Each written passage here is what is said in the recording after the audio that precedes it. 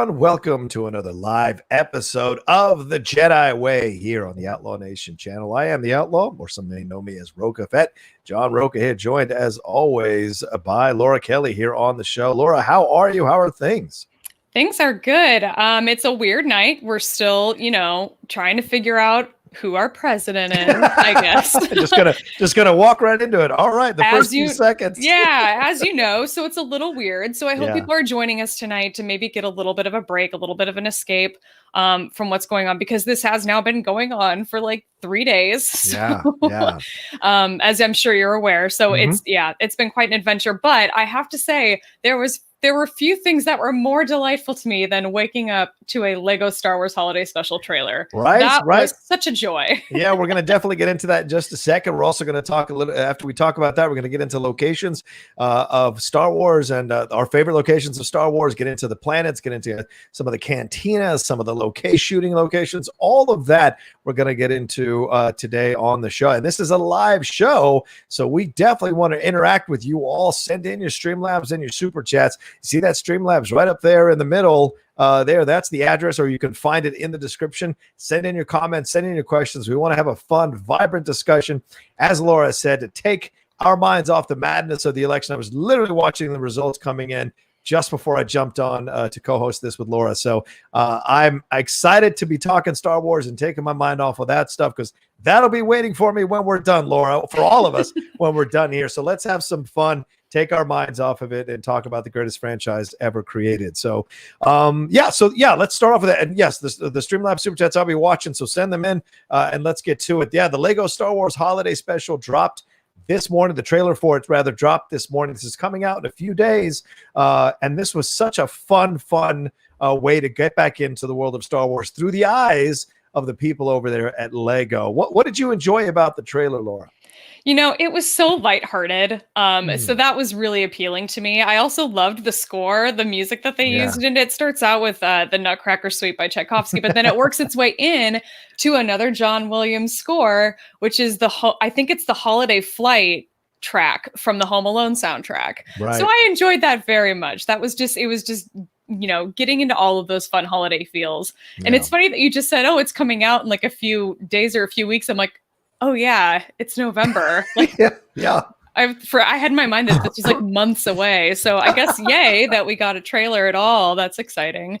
But overall, it's super lighthearted, really fun. The great thing about Lego Star Wars is that it does not take itself too seriously at all. Yeah. It really doesn't take itself seriously at all, in all honesty. But it's such a great, lighthearted, fun thing. I think we're in for a real treat. How about you? What were your initial impressions? Yeah, absolutely. I mean, as we just said, there's so much madness going on. Having something come in that's lighthearted and fun, and this is the thing that Lego does really, really well. And I really enjoyed their Lego Star Wars Adventures, which hardly anybody saw when they were screening. I can't remember what channel it was on, but I remember just loving watching those and enjoying the fact that Lego understands that they can poke fun at the thing that they are animating, for lack of a better term, but also respect it. And with Star Wars, they have a great track record of being able to do that recently with their programs and their content that they've done when they've tackled Star Wars.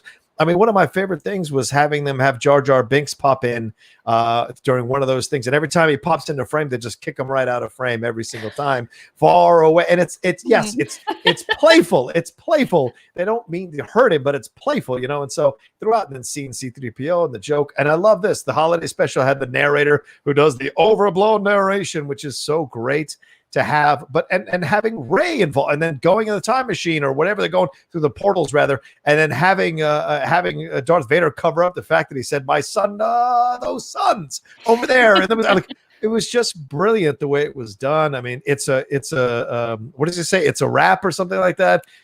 What does he say to Lando when he gives him the gift? Lando's like, I hope it's a cape, and Akbar's like, it's a wrap. It was just classic, and that's the great thing about the Lego, the parody styles. It's very family friendly. I love parody, and I love, what Robot Chicken and Family Guy have done with Star Wars. They've had a lot of fun with it, but this is obviously a much more family friendly version of that. But I think it's going to be just as fun and just as silly.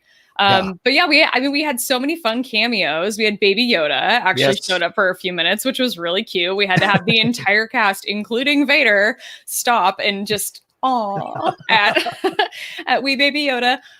So that was exciting. But I think what the thing I'm most excited about, even though I understand that it's not canon, I understand that Lego Star Wars is not canon. They sort of are kind of, I think the term I've heard is canon adjacent. Yeah. They try to stick to things as much as they can, but they obviously have wiggle room to, have a little freedom. But I'm kind of really excited about the story that is going to be taking place. I love the idea of, like, we saw what looks like hints of the world between worlds. It looks like the portal of the spinning wolves. So I have a feeling we're going to see that, which is really exciting. Anytime we get to see something like that brought back into Star Wars, I'm pumped to see it, and I'm pumped to see how they use it as a plot device, as a story, something to drive the story. I think that's going to be really fun, even though, again, I understand that it's not canon. It's fine. Well, yeah, because it's described as she's hurled into a cross-timeline adventure at a mysterious Jedi temple. Through beloved moments in Star Wars cinematic history, coming into contact with Luke, Darth Vader, Yoda, Obi-Wan, and other iconic heroes and villains. Sorry, I got something in my throat here real quick. Sorry about this.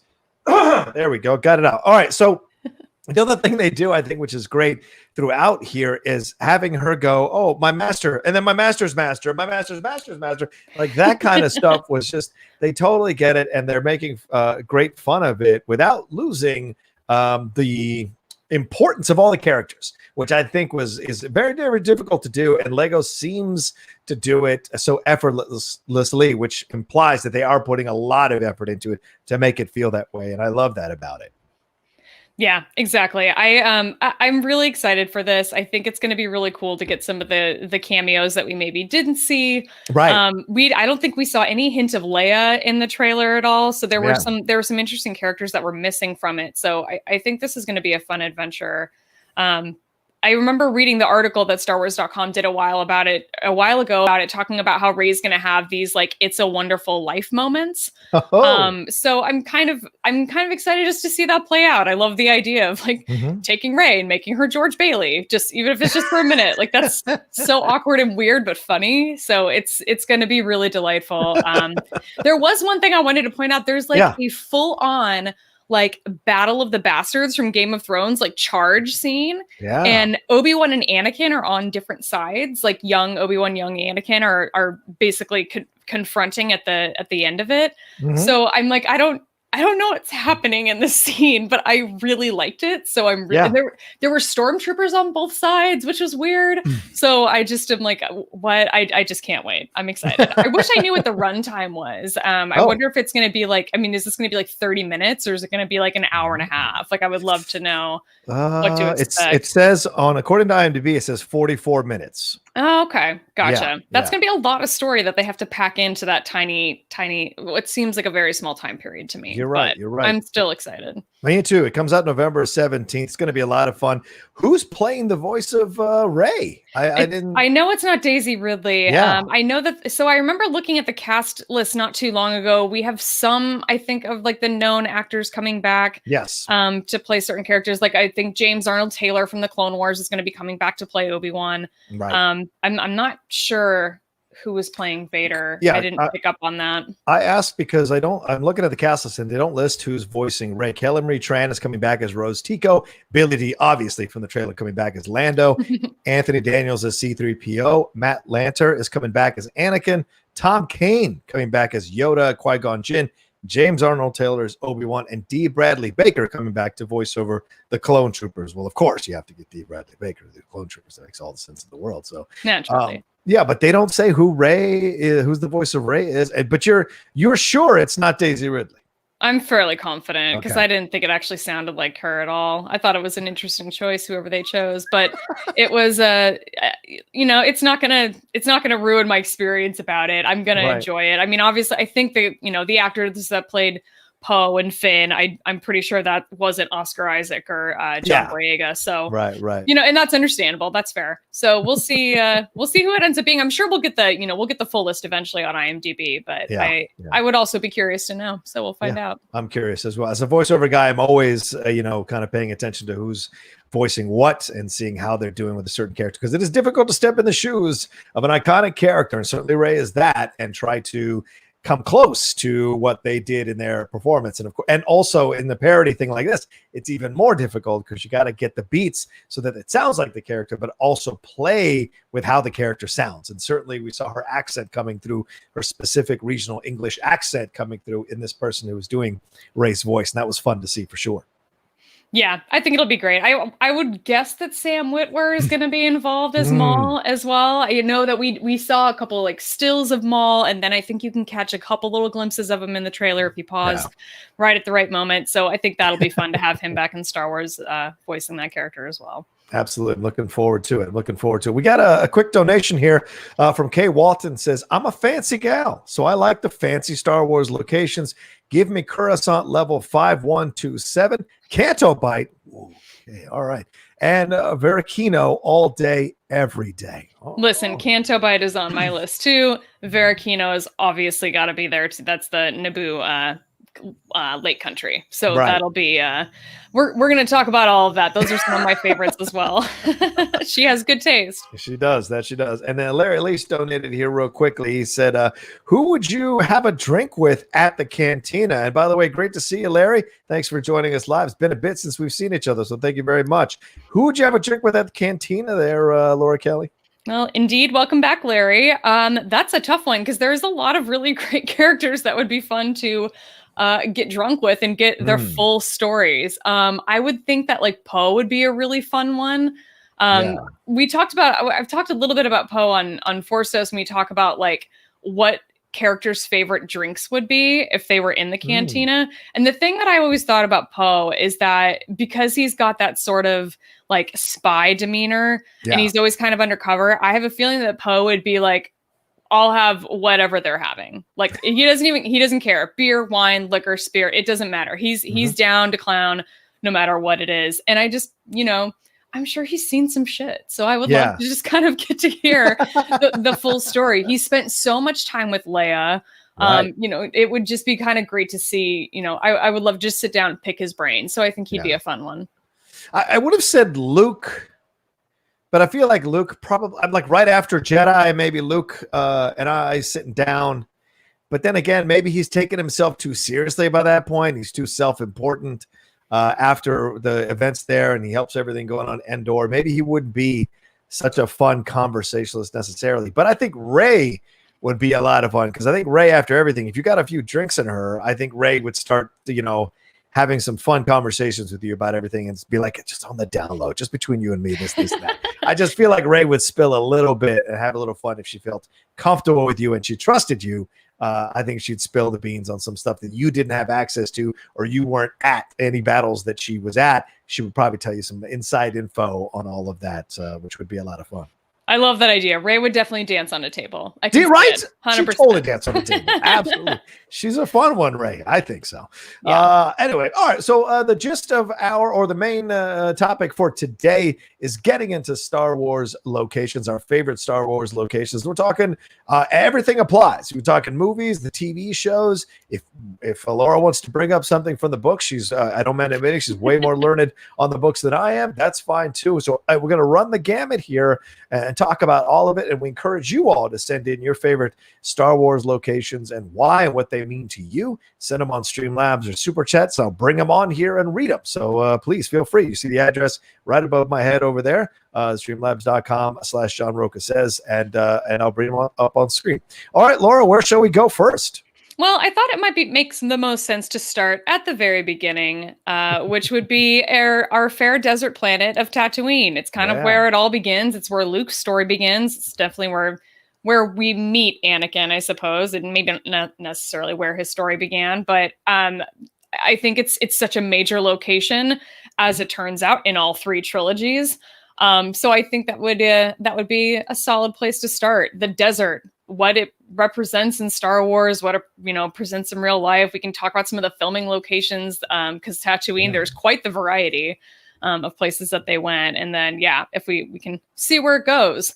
So overall thoughts, there's this great line that Anakin has in the Clone Wars movie, which think what you will about the Clone Wars movie, but I actually really like this line where Anakin and Ahsoka and R2 are escorting Rada through the desert to take him back to Jabba's palace. And Anakin's he seems like he's sort of having this like slight existential crisis as he's like having to relive the memories of being back on his home planet.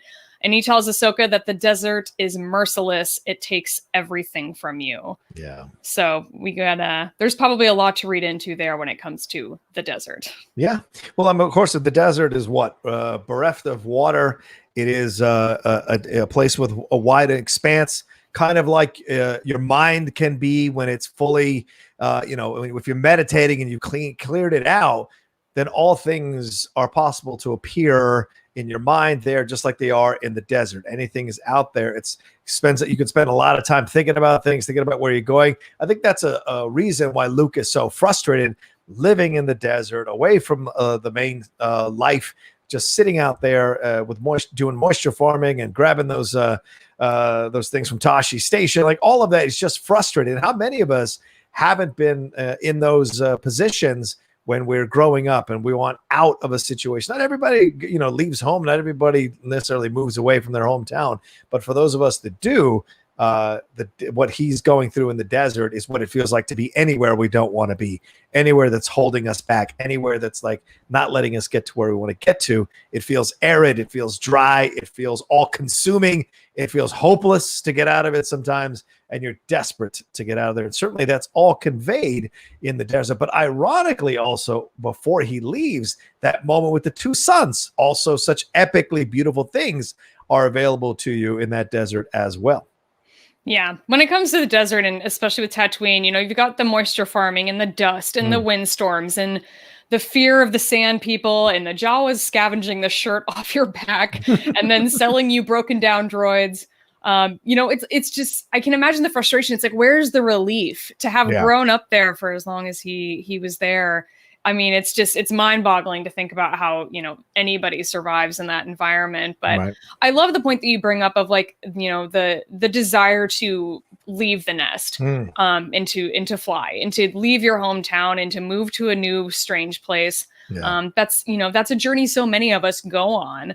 And you're right, not necessarily everybody. Some people are perfectly content to stay in their hometown, and that's great. Nothing wrong with that. Yeah, but I love that, there's some of us who leave, and in a way that kind of, it's like our own hero's journey that we all, that those of us who have to fly experience. So that's a really fun way to bring it back. Well, and you connect them, right? If you connect Luke and then Rey and then Anakin, they're all leaving, in essence, desert areas to go and fill their minds and fill their desert, their mental desert, with all these experiences, right? You're not going to get that being in that desert. As much as Rey's experienced, she's still just scavenging, staying alive, trading in for food, this kind of stuff, but she's living essentially on a desert planet herself, and everything's going on there. So it's all there. And I think it's not a coincidence that these three main characters of these three trilogies all start out in a desert location and then fill their lives with so much more once they leave that location.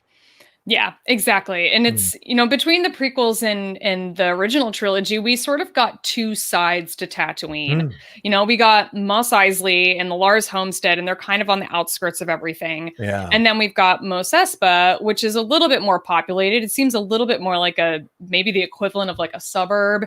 And they've got the Grand Arena right in that area too, where they've got the pod racing. Right. So it was kind of interesting to see like, there actually is more than just this one. I mean, it's still a singular biome. It's just, it's a desert planet, but we've got these sort of two sides. And then the Mandalorian sort of gave us a third side. We got a ghost town, right?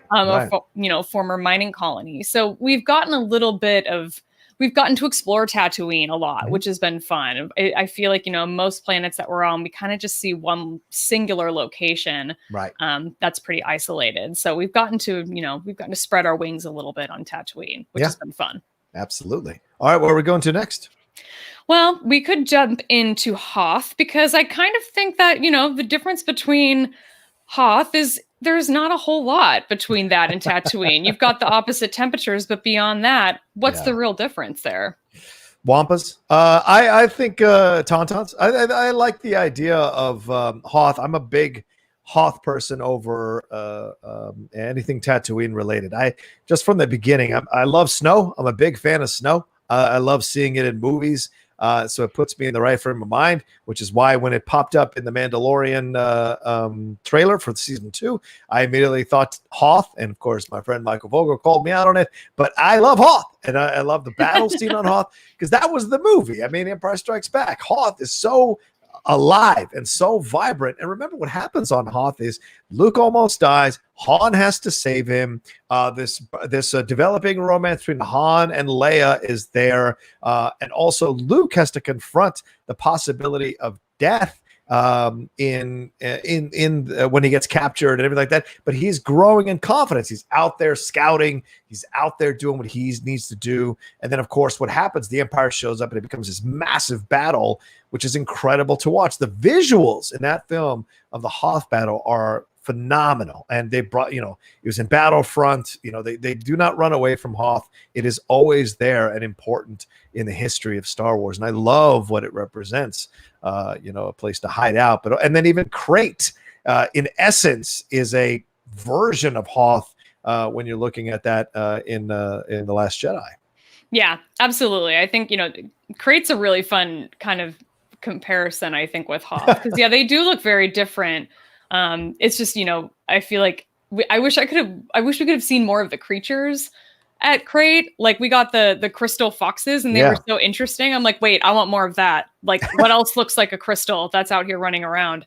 So that was kind of fun, but the creature's obviously very different. When it comes to Hoth, I kind of think of it, I kind of mentioned this, I sort of think of it the same way as the desert. The ice can take everything from you too. And it's such a wide, sprawling expanse. Just kind of like our desert planets, but weirdly enough, life finds a way on these planets as well. To quote Dr. Ian Malcolm, you've got the Wampas and the Tauntauns that are thriving to some extent. Which, by the way, have you gotten into from a certain point of view much yet? No, I didn't get the physical copy, but I will definitely get into the online copy once I get a little bit of a chance. It's been nuts.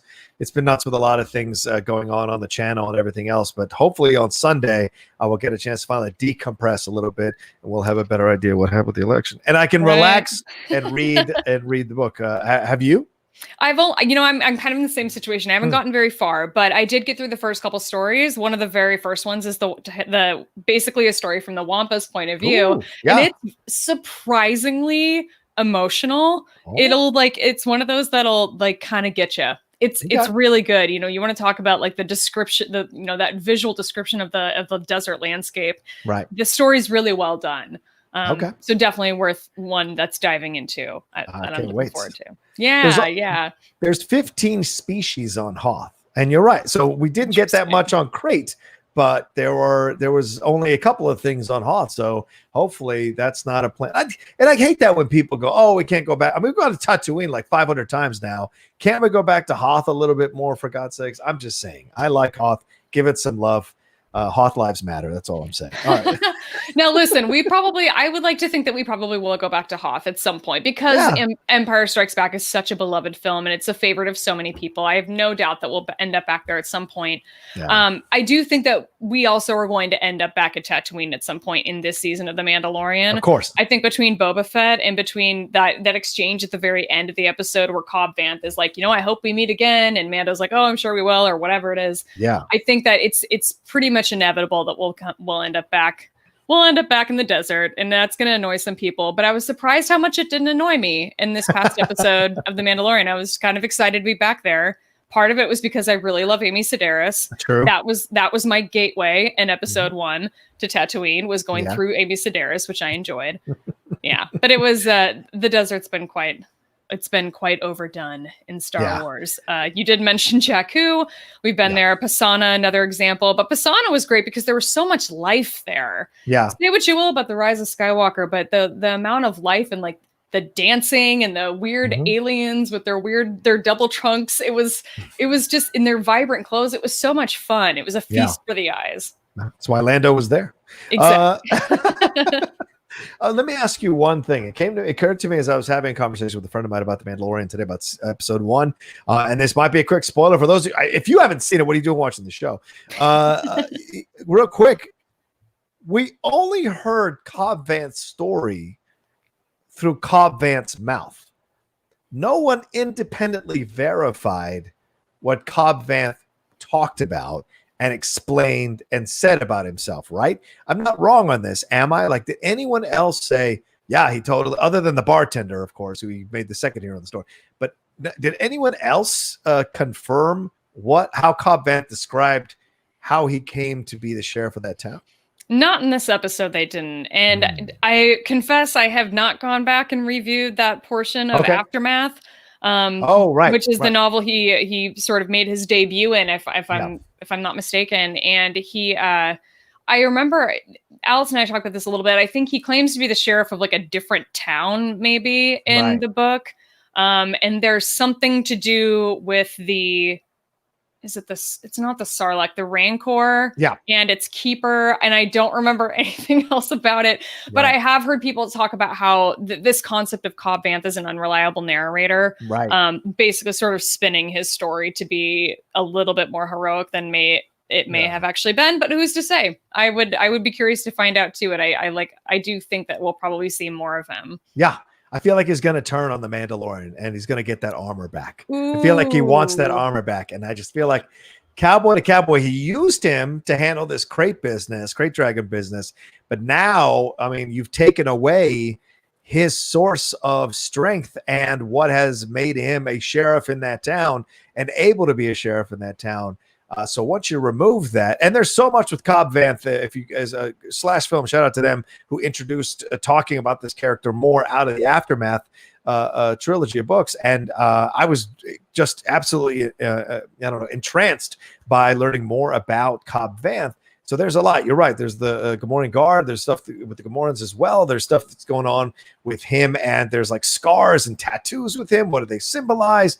He used to be a servant or something, and climbed into this position and found himself with the ability to get that armor and become the sheriff of the town. So there's a lot. So when you take away essentially a sheriff's guns, I'm not sure that a sheriff remains the sheriff in that town without it. So maybe he gave it up because he knew he could beat a Mandalorian straight up, but maybe it's his crafty, tricky way of working his way back to get that armor for himself. That's just, just a thought. I shouldn't be surprised if that actually happens, but I would be sort of disappointed because one of my favorite, it was this tiny little character moment that happened with him was, he was sitting around the campfire talking with the Mandalorian and with the Tuskens, and they handed him the drink, and he was like, "This is disgusting. I'm not drinking this," and then throws in the fire. Right. But then later in the episode, we see him just throw one back, like while they're dealing with the Great Dragon, and I'm like, oh, I feel like he's like embraced it now. We've had this like very short moment of the character development for this character we just met, and it just felt like this sort of heartwarming thing. And then the idea of him like turning on Mando, I'm like, oh. Or maybe he could always drink it, and he was just, I don't know. Or maybe he's just a drunk and he was into it. I don't know. Maybe, teach their own. We'll see. We'll see. All right, where shall we jump to next, Laura? I want to jump into something a little bit more pleasant. Let's talk about the lush green jungle environments. We get so many of them in Star Wars. And examples include Endor, Talcodana, even Kef Bir, I guess, kind of, Agent Claw, Stakar. Any favorites on that list? Certainly, Kashyyyk and Dagobah. Dagobah has always been something that stood out to me, but I don't want to spend too much time on Empire Strikes Back because that'll just be defaulting. But 2 is great as well, right? Don't you think? Yeah. Having been there, it's a great location overall. Right? The Galaxy's Edge, it's fantastic. It's beautiful and so nice that it's, right here in our backyards in Florida and in California. Yeah. Our real life locations. It works out very well. Sorry, say that again. Did it live up to your expectations when you went there? Did you have a good time? 100%. Yeah. Okay. Oh yeah. No, I remember I was standing at the very front of the entrance when we walked in that it must have been 5 a.m. or something. It was so early. And so I was like one of the probably one of the first like 5 people to actually walk into the park that day, and I was just like really trying to like keep my shit together and like not cry because I was like looking around and I was just overwhelmed. And so we just beelined for the Falcon as everyone does, and it was a grand old time. So yeah, it definitely lived up to expectations, and it was one of those things where I read Black Spire before before I went, and it was just it enhances the experience so much. Like reading through, like the descriptions in the book are so helpful in terms of like really imagining like the different sort of quadrants that are in place over in Batu. So it definitely worth a read if you plan to go at some point, which I highly recommend. It's expensive, but it's worth it. Yeah, true. Like anything in life. Exactly. Right. But yeah, we've had a lot of fun in Jungle Planets and Star Wars, and Endor I think is probably the most iconic. You know, funny enough, I always thought that it was filmed in like Muir Woods, like in Marin County in California, and I don't think it was. What I just recently read was that it was farther north, closer to like the Oregon border. So I learned something new looking this stuff up. That seems correct to me from what I've seen in the movie. That looks like what you would see in an Oregon forest. And I haven't been up there a couple of times and seen that. It makes a lot of sense to me that is where they shot it. That makes so much sense. Yeah, I know that the Ewok movies, I think they did film in Marin County. There's like a thank you note at the end of the movies in the credits, which I know because I'm a freak and I watch the credits. But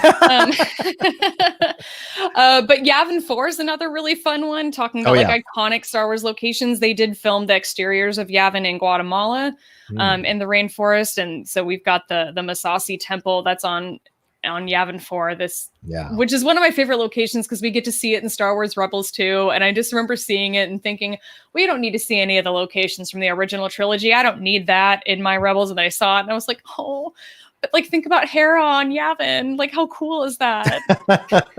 I felt that way when Yavin showed up in Rogue One. Yeah. I was so happy to see it, and I was just like, this is the way you do it.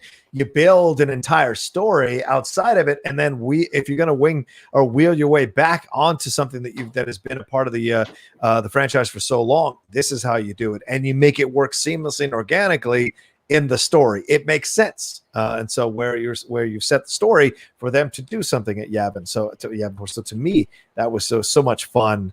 To see that happening and see Homie, the guard on top of the thing, like having him wait to see the ships go back, like all of it just gave me nice chills when I was watching it the first time in the theater.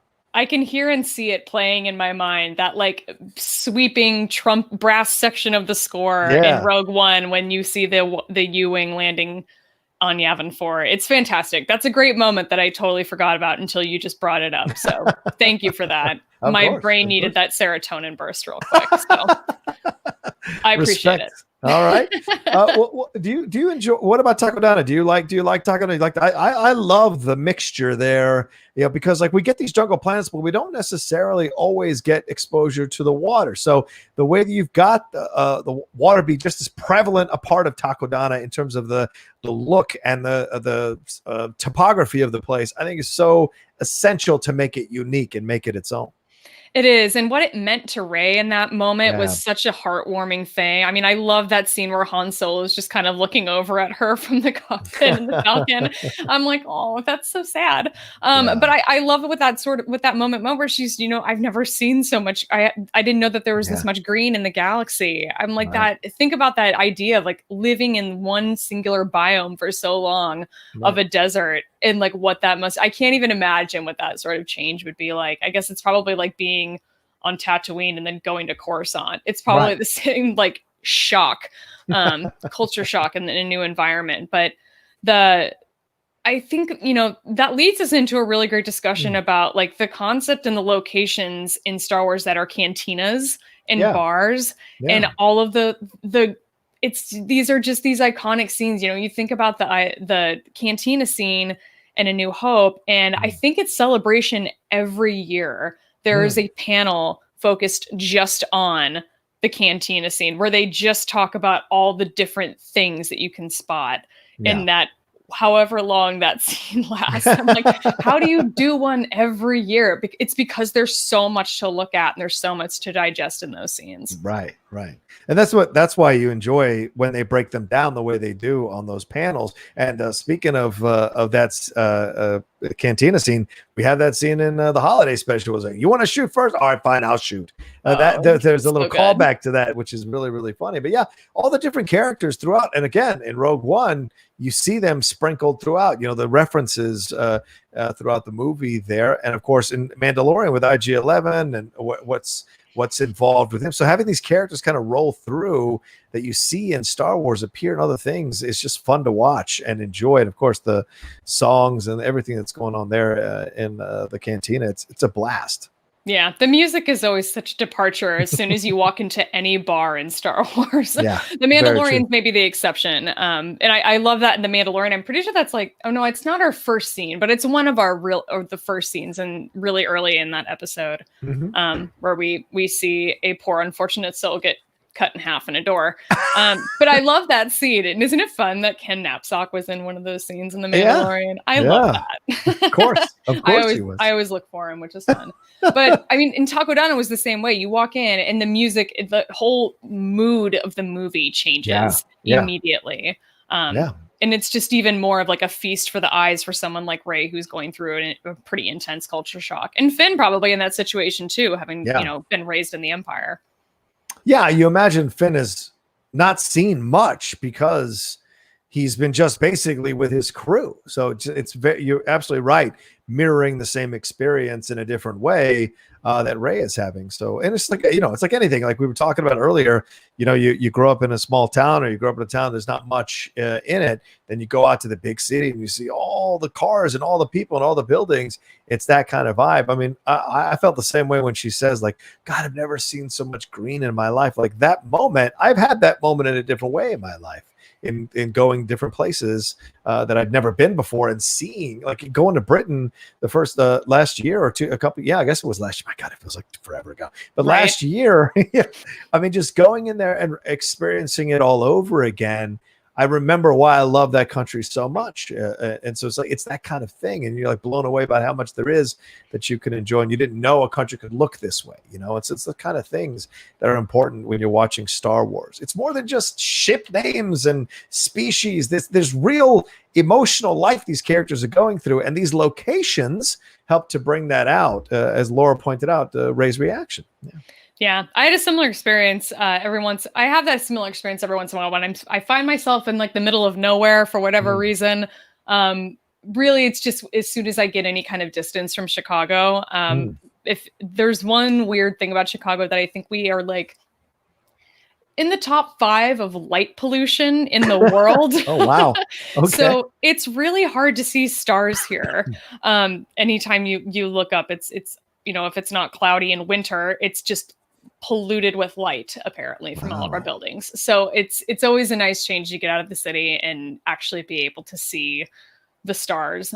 So I have that experience every now and then from that. Living in a city it's a different perspective. That's such an ironic thing. Laura, a massive Star Wars fan cannot see the Streamlabs in exactly. Chicago. It's surrounded by light pollution. Exactly.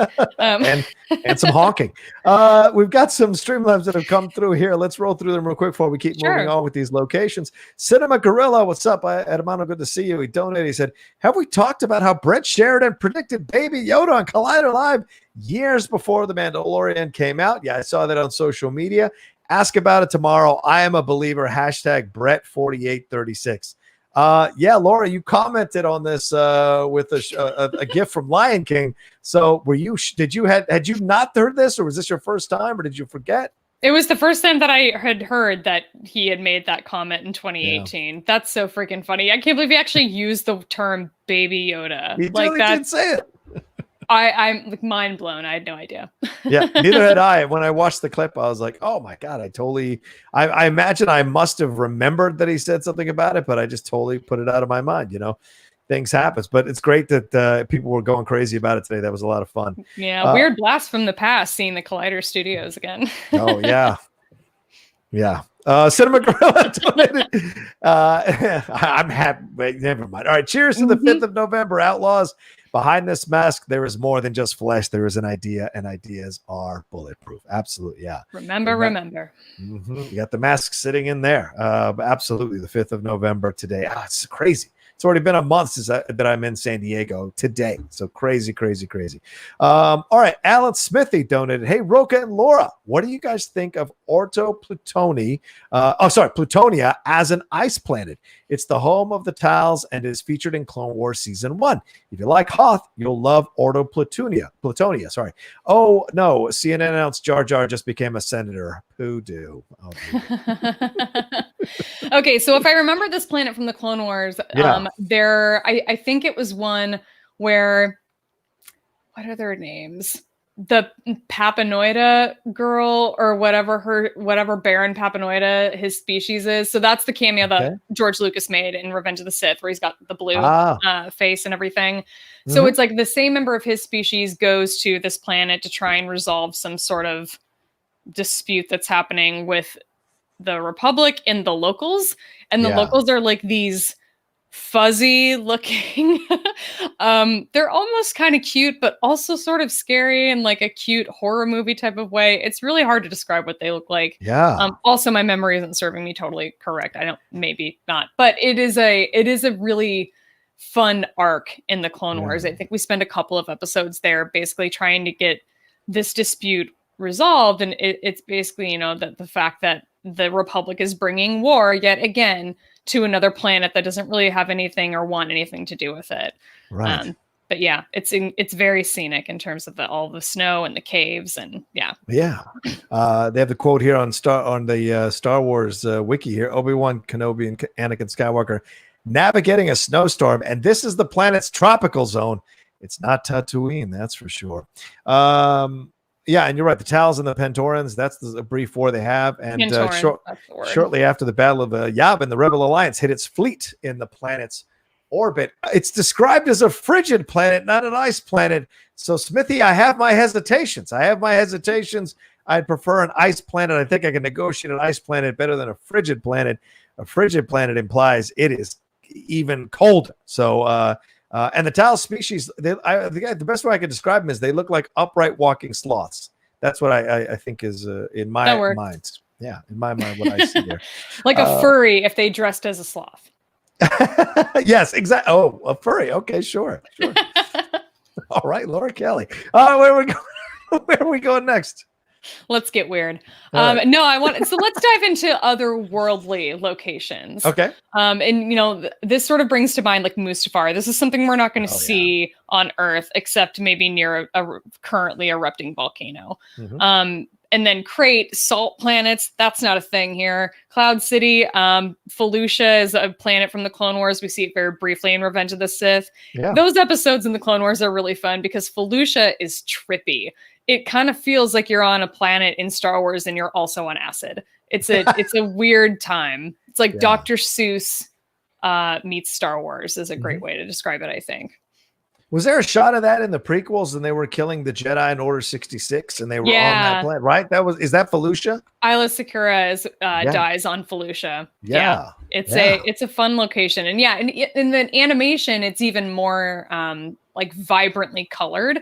And we see different parts of it. So it's a really fun location. But I love these otherworldly locations, and it's nice in animation because these like kind of trippy, vibrant, strange vegetation, otherworldly planets lend themselves so well to animation. So we get a lot more of them, I think, in like the Clone Wars and even in Rebels every now and then.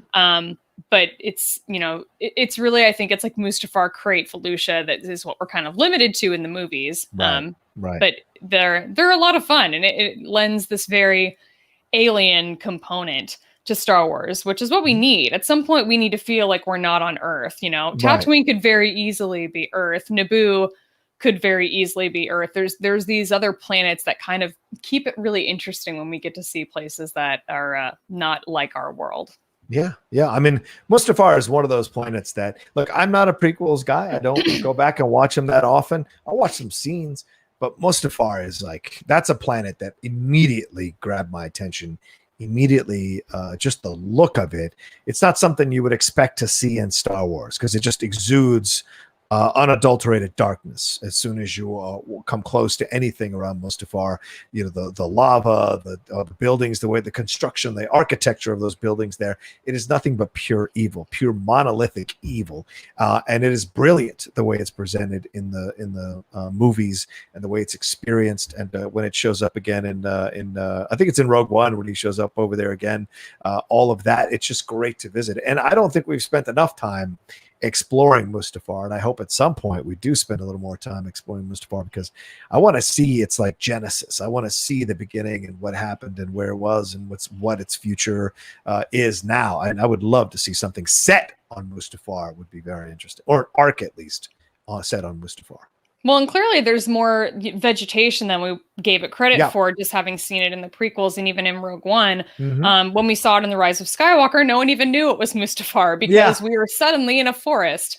And then, I love if you look at some of the concept art from scenes that were deleted, you get, Kylo Ren standing at a lake and he sees the weird bog creature that kind of looks like a spider on a baby giant's head. It's weird.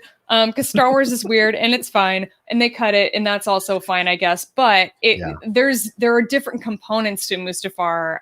It isn't just a singular biome like many of the planets that we've seen. So I really enjoyed that component, actually getting to see a different view of it in The Rise of Skywalker. That was definitely interesting and weird how fire just kind of comes out of the ground randomly. I don't know.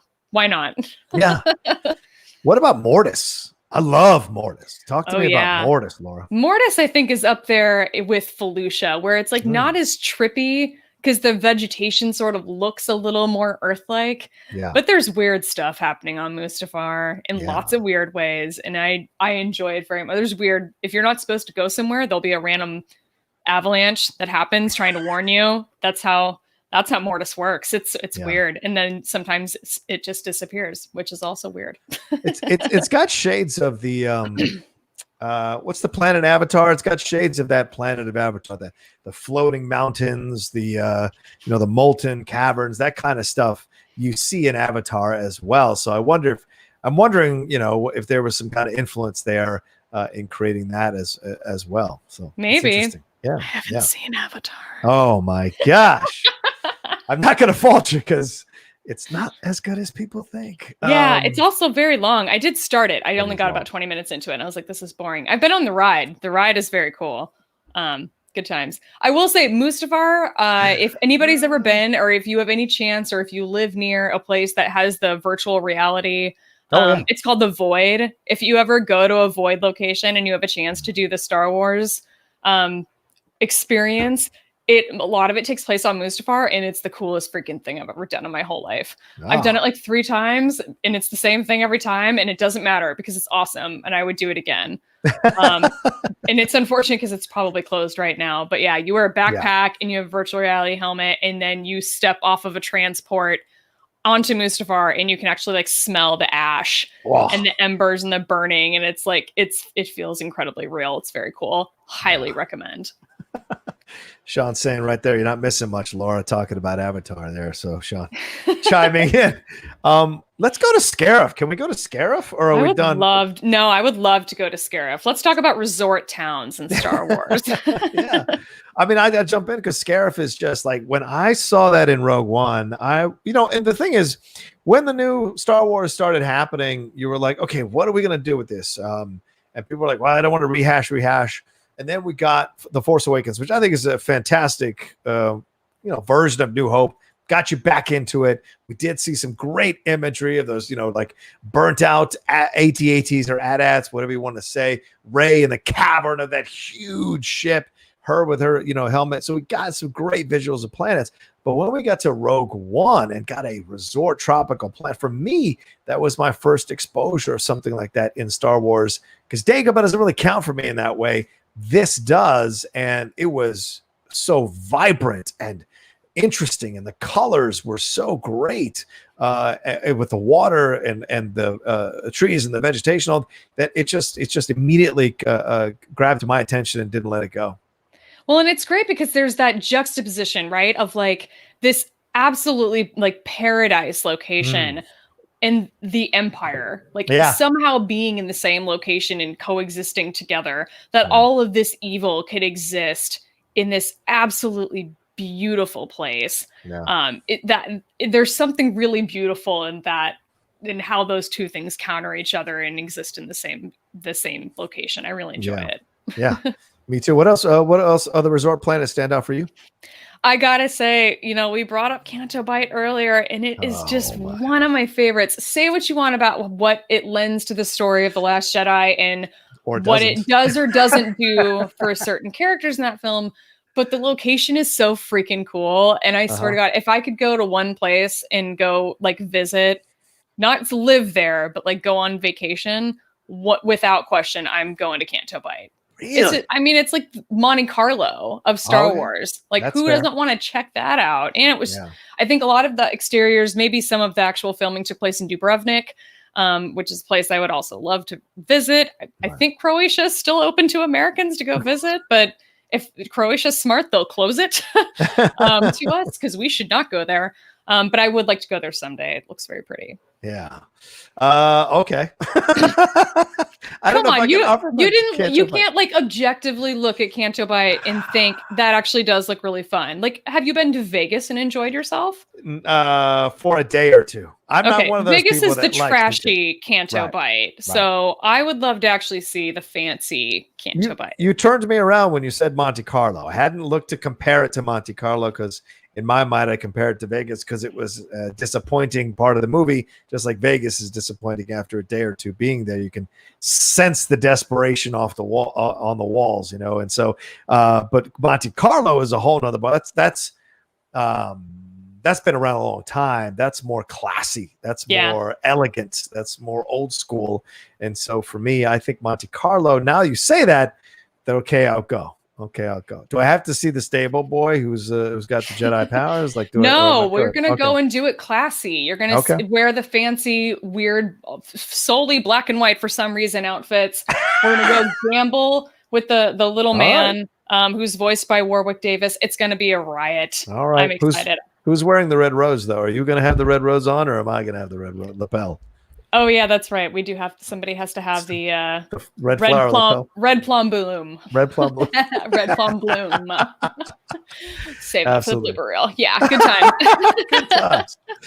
All right, we got a couple more Streamlabs that have come through here, Laura, real quick. Cinema Gorilla says, I don't know anything about Star Wars, but I love these chill conversations. And I wonder, can there ever be dragons in Star Wars? Well, we just saw one. Instead of flying in ships, can they fly on dragons?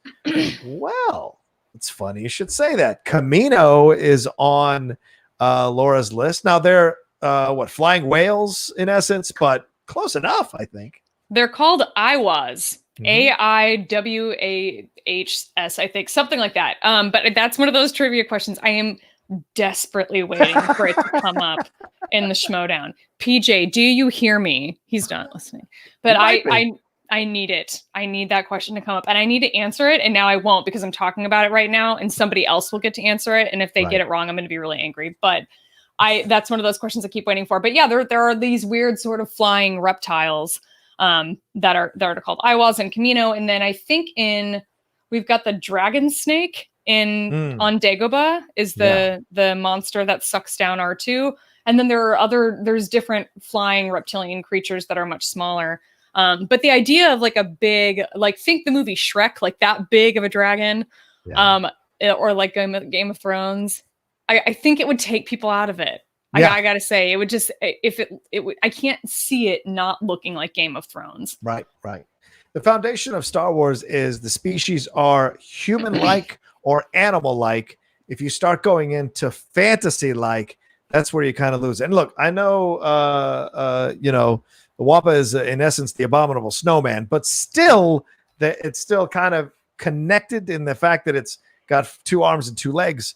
So that there's kind of subconsciously a connection that feels more not fantastical. But once you start this is as fantastical as you're going to get in Star Wars there for Camino. Once you go past that, then I think you go into another type of franchise, another type of thing that you're doing that is more reliant, and then you're going to have to keep one-upping the dragons to have other type of fantastical creatures being a part of this. I don't think it would work in the end. It's like a different brand of fantasy almost. Yeah. But I think of I think there is a book, it's called Myths and Fables, and it's a fairly new book. I think it came out at like last year or the year before, but I feel like there was a dragon on the cover. I could be wrong, but and that book isn't like, I think the stories in it are kind of like not necessarily canon. They're like sort of, I don't know, legends that are being told that aren't necessarily true.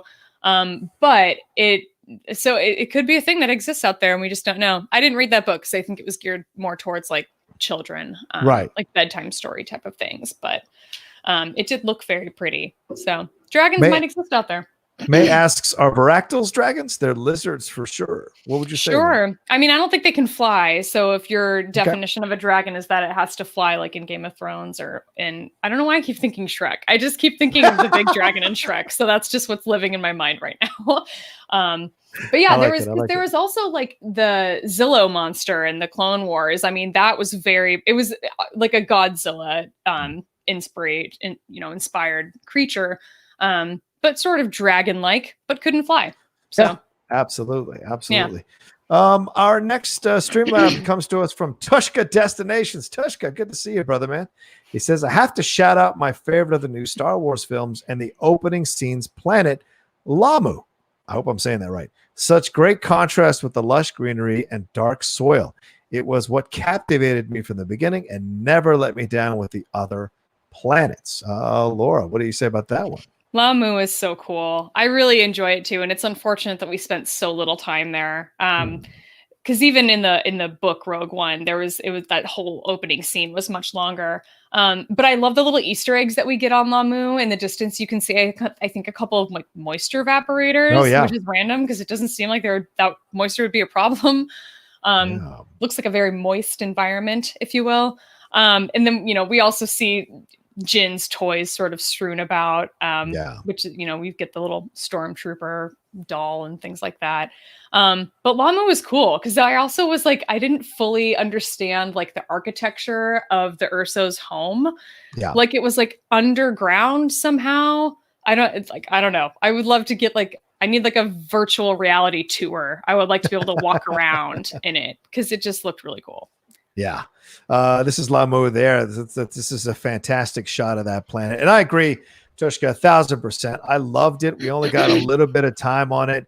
I wish we could have spent more time on it. And maybe there is a cut of Rogue One where we do spend more time on it and explore more of what happened. And these rumors about a Jyn Erso prequel, Felicity Jones was asked about it during one of her press junkets for a movie that she has coming out, and she said that she thinks the story with Jyn Erso is not done being told. So if we're getting a Cassian Andor prequel series, the possibility of Jyn Erso prequel series, I would love to see, because remember, she jumps in age from when she's a young girl to immediately being Felicity Jones. And so what about all those intervening years in between?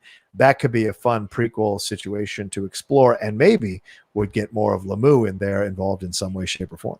Yeah, I believe in the visual dictionary for Rogue One, which is gigantic, by the way. It's worth picking up, definitely. Mm-hmm. They talk about how Lamu, this is an in-universe thing, an in-universe detail they included. Lamu, I think, is a Nemoidian word meaning prosperity or something. And I'm like, what a strange detail to include, even in the visual dictionary. I don't remember ever reading anything out about how in universe how a planet got its name. Right. That was the only one I ever remember seeing. So it was just a fascinating tidbit. I'm just like, imagine that coming up in trivia. Imagine that coming up in the Schmodown being like, what word? What was the origin of the word? Nemoidian. I wouldn't put it past him. I wouldn't either. Let me see where Lamu is set. Smithy's asking me where this occurs, where it's in real life, where Lamu is in real life on our planet. That's one of them I don't know. I can name a couple of the other locations in Rogue One, but not that one. For instance, Scarif was the Maldives. A lot of it was shot in the Maldives, which I thought was very nice. No, it does. It's the south of the. Okay, no, no, it doesn't say. It actually does not say here in some of the things I'm looking at. So May have just I'll have been to a take a set. look. Yeah, may Yeah. have been a set. So, but it was a great set. It was a set. All right. So we've done those. We've done Resort Planet. We've done the cantinas. Are we going interiors? Are we going to some interiors here, Laura? Should we talk about maybe some of the like how it sort of varies? I mean, you've got the Empire and the First Order, and when you think about a place like Tatooine with all of its dust and Jakku, and you think about like the messy, like tree tribe of on Endor. It's such a departure from all of those things. We have like clean, shiny surfaces is all we get in it with the Empire and with the First Order. So it's this, again, Star Wars they're rarely good. They're very good at dressing their sets and with production value. It's a fun place to be, I think. Yeah, absolutely. Haven't seen it at Galaxy's Edge at the Rise of the Resistance. I'm telling you, stepping off of a resistance transport onto like, I think what's the Star Destroyer? The Finalizer. Okay. It's really bizarre and it's very shiny. It's the best way to describe it. It's gorgeous. Yeah, so okay, Tushka reconfirming with Smithy, Iceland was the shooting location. So I guess that may be where Lamu is. I gotta make it. Listen, I gotta get enough money because I want to tour these countries: Iceland, Finland, Denmark, Norway, Sweden. I want to make a run through these countries and see their architecture and see their land and see their countries because I've seen so many incredible shots of their agriculture and their trees and their forest and the mountains, all of it. Because I watch these shows I watch the Icelandic shows and Swedish shows and Norwegian shows on Netflix and on BritBox, and they have great shots and cinematography throughout these shows. And I'm just like, man, I want to go see this stuff. So it'd be great to see Lamu in person. I'd be down with seeing that there in Iceland. This is off topic, but when I studied abroad, when I was a junior in college, my objective as soon as I was done in Italy was to get to England so that I could see all the filming locations for Harry Potter. I was like, I'm done here. I've seen everything. Like, I just want to go to Harry Potter, please. Right. And so I just traveled around and looked at all of the filming locations there, which not all of them, but a lot of them, most of them based around London. And it was a grand old time. Did they set Hogwarts anywhere actual place, or is that just I think there's a couple of schools where they filmed some of the exteriors, and I didn't really see any of those, but I did go to like Diagon Alley, like the area that sort of was, I think, either where it was shot or it was just inspired by the design or something. But yeah, that kind of stuff is fun. It's a fun motivation to travel. Be like, oh, they filmed cool stuff here. Yeah. Well, the rumor is that Diagon Alley might be coming to. Well, before all the COVID situation happened, I know before I left, there had begun rumors that they were going to bring Diagon Alley to the LA, to Universal Studios here in Hollywood. There were rumors about that and expanding the land out more. Because when I went to see it in Florida, you literally are immersed in the world of Harry Potter. There is no, I see, like a McDonald's, or you don't see anything but the world of Harry Potter. And I remember my experience walking through it all, and they have Diagon Alley and all these different shops. It's literally a city. And as I was walking through it all, I just said to myself, my God, I would love to just get an apartment and live here for the rest of my life. Like, it's just so immersive. And it brings it to life in such a fantastic fashion that our version of the park never did. I can totally attest to that, because you could see the Simpsons ride through the doorway, and it just kills the illusion. But in Florida, you don't have any of that. So that was my last trip before the quarantine started, was Disney World. I'd never been to Disney World. That was my first time, but I had been to Harry Potter World, but I hadn't seen the expansion, so I got to work my way through all of that, which is fun. Right. So in Anaheim, awesome. Is it like 3 roller coasters in the Harry Potter world, and that's it? It's like the kids one and then 2 others? Well, it's not in the Disney World, right? Because Harry Potter is in the Universal, Universal Studios. Yeah. There's 2 roller coasters. There's the one that, like the 10-year-olds can go on.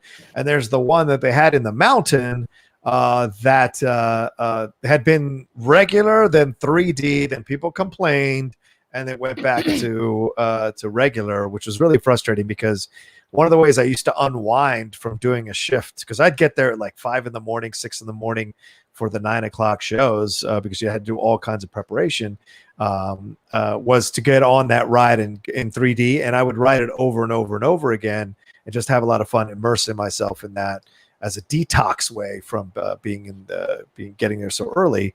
Cool. And they killed it. They killed the 3D version of it. So there's only 2 roller coasters there for Harry Potter. So you haven't been to it, huh? You haven't been to the one here in Not in LA? California. Yeah, no. yeah. I've been to the one in Pretty Florida small. twice, but it's a grand time. Yeah, it is a grand time. Agreed. Let's see. We got about 100 of you all watching us live. Only 70 likes. Please hit the like button if you haven't done it yet. The thumbs up button. And we got about 20 minutes left in the show. So if you want to send your Streamlabs or Super Chat in, now is the time to do it. If you want us to read it and answer it here on the show, and send in some love, send in some donations, showing us that you really appreciate this show that we bring to you every couple of weeks here on the Outlaw Nation channel. All right, where are we at next there, Laura? Where are we going next? We talked about cantinas a little bit, but we didn't get into Dryden Voss's, and that's his yacht in Solo is also one of my favorite locations, and I feel like that might be kind of up there with like Canto Bight of places that I would love to go visit, because it just seems like so classy and fun. Also, they have like really good music. So that would be that's a high point for me, but also weird, different music, like much weirder, much different than we've ever heard in Star Wars. Am I wrong? No, you're not wrong. But it's good. It's weirdly good. Yeah. Laura Kelly's attracted to the higher end stuff. So just letting everybody know, she's very much into the higher end stuff, the cleaner stuff. Dryden Voss, of course, that whole place, very well designed, very richly designed. As much as Canto Bight is. So clearly these are the things that you gravitate to more when you're watching this stuff in Star Wars. Yeah, I have expensive taste. I'm also like, take me to Scarif. I want to go to the Maldives. Like, but they're fancy. I'm just, it's something shiny. I'm a squirrel. I just like it's short attention span, and if it's something shiny, I'm gonna dart the other way. So nice, it's just nice. But it's a cantina that's full of life. I hesitate to even call it a cantina because it has a higher end vibe to it. And its approach to it, but you have all those different species involved, but also like the interactions that you see there and witness there, the weird stuff going on with the visuals around the bars, all that stuff just really well done. The way the couches look, the way people are dressed, even the way Kira's dressed, even when she's in there, it's just like it's got a whole nother vibe to it, and it is certainly not your normal club. And it's not Mos Eisley, that's for damn sure. So it's a cantina that's higher end for sure. Yeah, and like any cantina scene in Star Wars, it's just packed full of Easter eggs. I mean, mostly when you get into like Dryden's private area, where he's got his collection of goods. He's got the set of Mandalorian armor. He's got lots of weird, vibrantly colored jewels. I mean, it's a feast for the eyes, like many of the cantina scenes. But definitely like a higher end version of any of the cantina scenes that we've seen. Don't get me wrong, I like a good dive bar now and then. I would hang out go hang out in the Mos Eisley cantina. It would be a little dangerous, but it would still be fun, like dangerous in a fun way. She's a nerd. She's just a high-end nerd, ladies and gentlemen. Exactly. I have taste. One thing I wanted to talk about, I know I'm jumping around here, but Camino is one I wanted to get your thoughts on, because I think Camino is one of the most criminally underused locations in Star Wars. So much incredible visuals that you can consume on Camino when you're watching it on screen. And even in the video games, Camino in Battlefront 2, Camino has an incredible amount of character within it. And I wonder what your feelings are about Camino, A, and B, do you think there should be more that's happening on this planet? I think it would be interesting to see more of it, because I think even in the Clone Wars, I think it was underused. Yeah. Because we went there a few times, but we didn't get like the real, we didn't get a lot more feel for what else is there on Camino. And I really enjoyed the weird, darkness and the heavy rain that seems to just be a constant thing.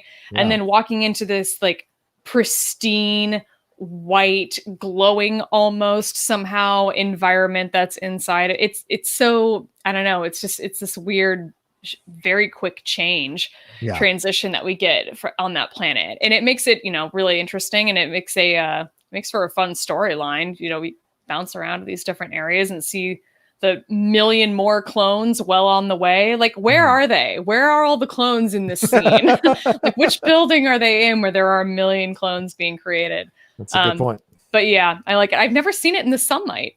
That was interesting. That was a different point of view, if you will. I think that's one of the reasons why I love it, because I'm not a fan of sunlight. I like overcast days. I love the rain.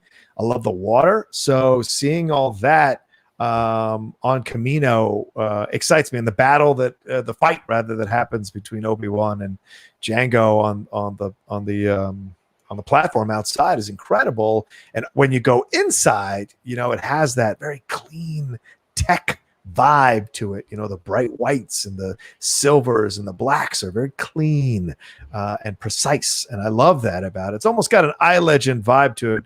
Not iLegend. What am I thinking? Is it iRobot? iRobot vibe to it when you see that, when you see his robot come to life there in the movie, that kind of clean look to it. You have that throughout. It's super creepy. They're long, and the way they come in and speak, all of it, just the vibe of the area and the Caminos themselves just kind of add a certain kind of mystery to that planet that I think I'd like to see explored more.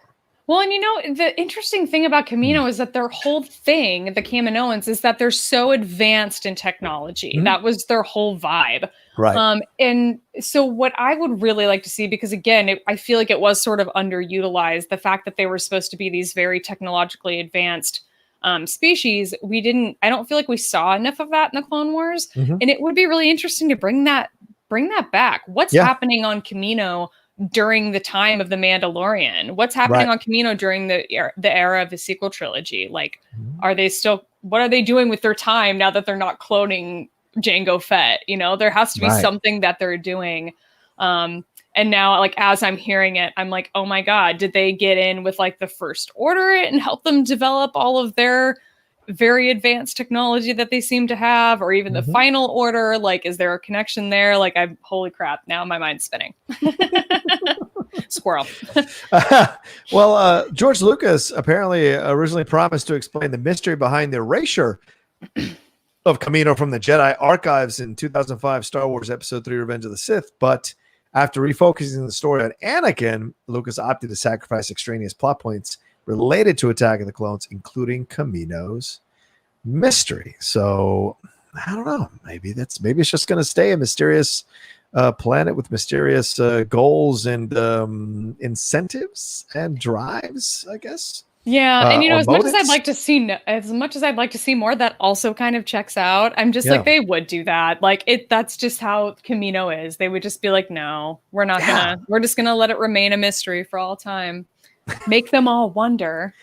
Yeah, Kaminoans are like the most advanced, and so for them, they're not playing these kind of like games. For what they see as games, right? They're so far past this idea of Jedis and Siths that there's like a whole nother existence. So I wonder how you could find a way to make them work. I'd love to see it, that's for sure. Alan Smith says, is Kamino an all-ocean planet, or is Topoka City just an ocean location? Now I have all kinds of questions.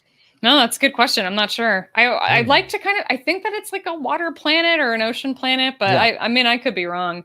That's something I should probably look up. But good pull on Topoka City. That's the capital of Kamino that's not just kind of typical Star Wars trivia. That's a deeper cut. Well done. Nice job, Smithy. Nice job. Let's see. We got a streamer that roll through here. Kay Walton said, what type of location/environments would you like to see in the upcoming Cassian Andor series, given it will be a spy type series?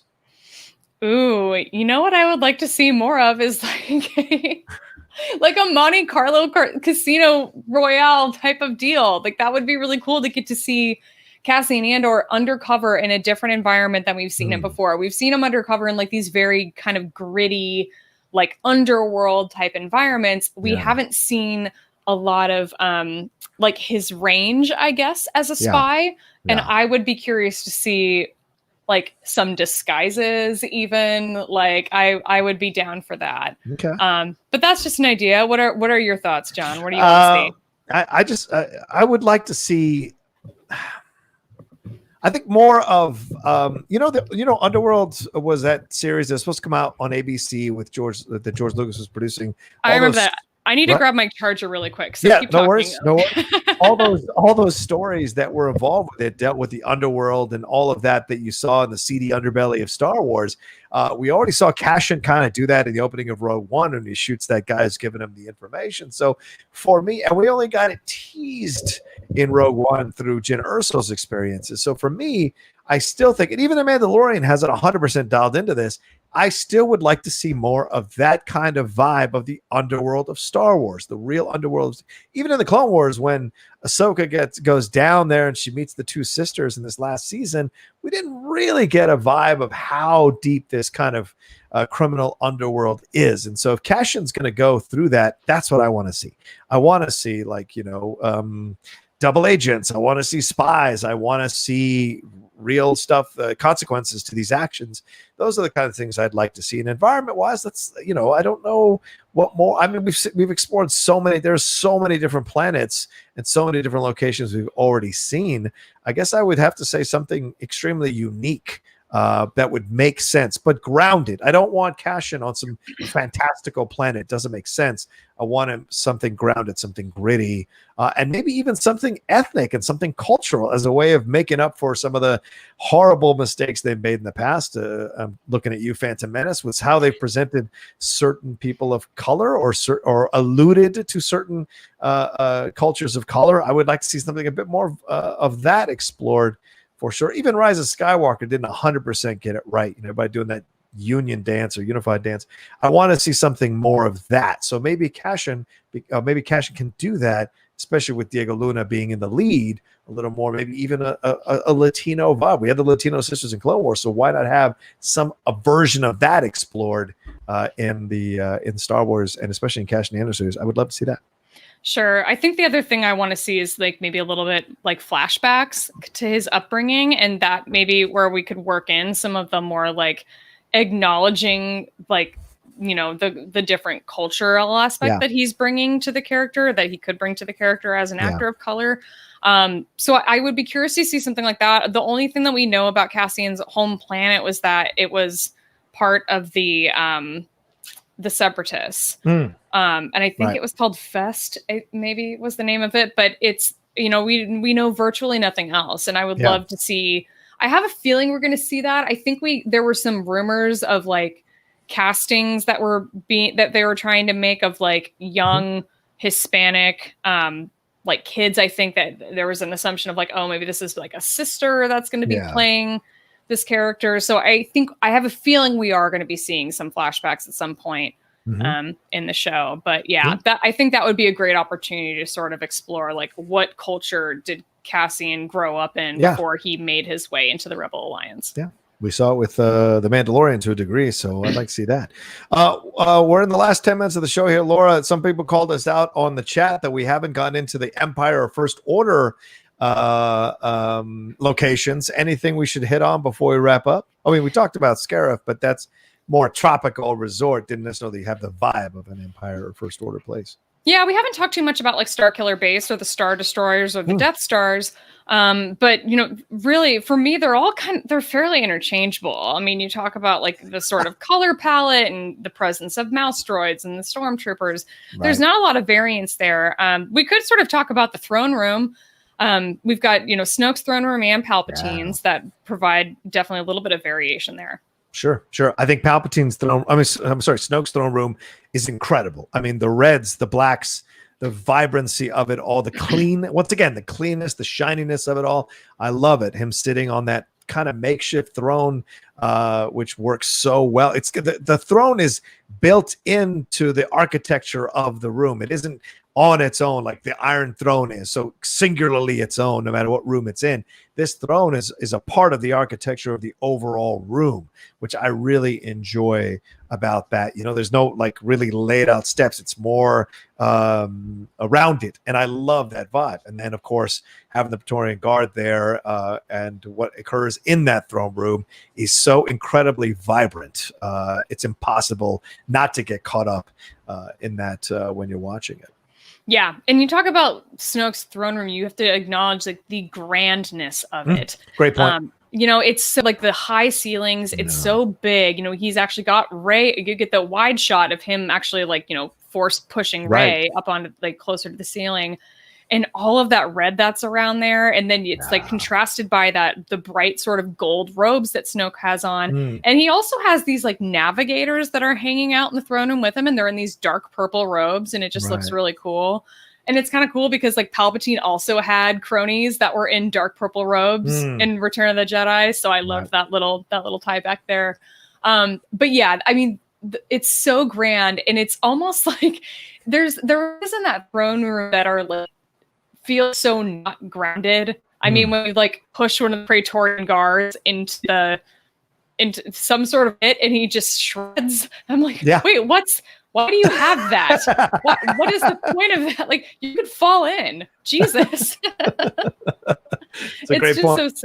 It's really silly, but I like it because it's also very much contrasted with Palpatine's throne room in that it's so much brighter. The red color palette that we got in the Last Jedi was really a sort of departure, I think, from what we're used to in Star Wars films. And that just made it feel a little bit more grandiose. It made it feel bigger. I feel like Palpatine's throne room, as big as it was, it almost feels a little bit like claustrophobic. I mean, and Palpatine's like so evil and you're surrounded by him and Vader and then all kinds of weird structures that Luke's flipping up onto and then flipping off of. Like it's just, it feels a little more claustrophobic than Snoke's throne room. So there's some contrast there. And then we learn in The Rise of Skywalker that apparently there's a little side door that you can go through and evil Rey's hanging out in there, apparently, for the last 30 years. But that, so it's interesting. I'm always curious to go back and be like, wait, can you see that little side room when you're watching? Maybe not. Also, the difference in the throne rooms, Laura, is, like obviously Palpatine's in Return of the Jedi is about tactics, military tactics, right? He is on that ship in essence to destroy, and he's more involved in the war. He feels almost as part of like a general leading his army, whereas Snoke is more relaxed, more matter of fact about things. And same thing. They have pictures of they have video rather of the, or cameras, whatever you want to call it. They have screens rather of seeing the rebel ships getting possibly destroyed. And both of those throne rooms in two different movies. But the way the throne room was constructed with Palpatine, it's got levels and there's other things in the middle and room like this is, but Snoke's is just straight up walk into it.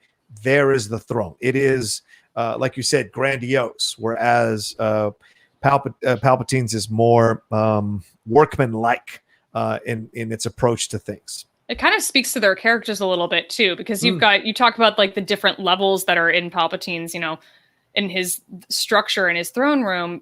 It speaks to his character a little bit because he's a much more complex character, as we learned when we got the prequels and we learned a little bit more about his history. What I was just thinking of though is when it comes to like the First Order Empire, the bad guys locations, Exegol I think might be like one of the first times that we see like Emperor Palpatine, not the Chancellor, on the ground. Like he's so often in space, like even in the animated, like even in Rebels, and all throughout the original trilogy, like he's always on a spaceship somewhere. He's never on the ground. So seeing him on Exegol and just we can talk about the entire environment of Exegol and how weird it is. But and the fact that the giant like choir of people where do they live? What is that all about? I don't understand. Like I don't want to get angry again. What do they eat? Like where is there water somewhere? I need to explore Exegol a little bit more. Like I don't, but I do. It's all dark rays. Yeah, it's that's all it is. Dark rays sitting there in the stands. That's what it is. The Kaminoans made all of the dark rays. That's the connection.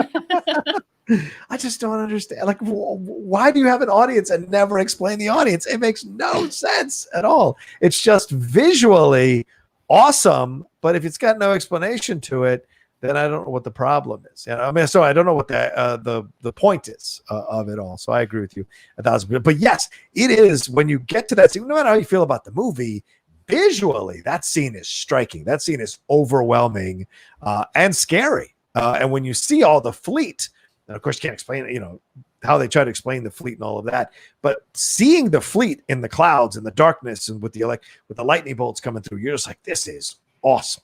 So I agree with you. A little more time on Exegol would be a lot of fun. Yeah, let's just get into a little bit of like the geographic makeup because I would like to know. But the scary component for me for Exegol was that like screeching noise that you would get. I'm like, I don't know where that's coming from in the environment, if it's the lightning or something like, but it's like scary. It like kind of digs at your innards a little bit. It feels like nails on a chalkboard. But it's one of those just terrifying components that they added to the atmosphere of that planet that made it like really cool in a really kind of scary way. So I appreciate components of it, even if many of it didn't make sense. There it is. All right, well, we should wrap up the show there. Here, let me take a look here and see if we got any more Streamlabs or Super Chats.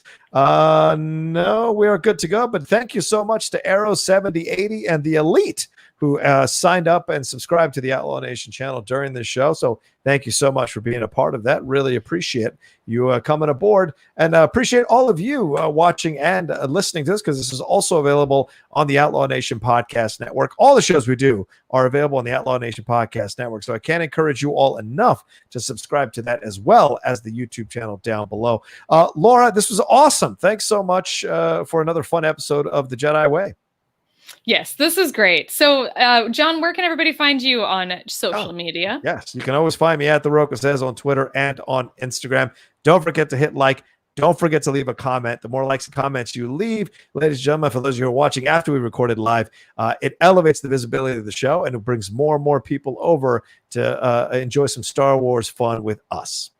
Yes, and you can find me on Twitter and Instagram at @shutup_Laura. You can also find my other show, the Force Toast Podcast. Our Twitter handle is Force Toast Pod, and we release episodes every other Tuesday. There you go. All right. Take care of yourselves. Be safe and do what you need to do during this time with, with all the stuff going on with the election, all the madness is going on. Hopefully we gave you a break, but now you go back to your regular world. And when you go back to your regular world, please do what you need to do to get yourself through these things. Take the walk, meditate, listen to the song, put on a Star Wars show or a movie, or read a Star Wars book. If it takes your mind off it and calms you, because everything's going crazy, you can find your peace and do what you need to do to take care of yourself. That's most important. Indeed. And Laura, what do we tell them before we wrap up every show? Until next time, dear viewers, thank you for joining us, and remember that your focus determines your reality.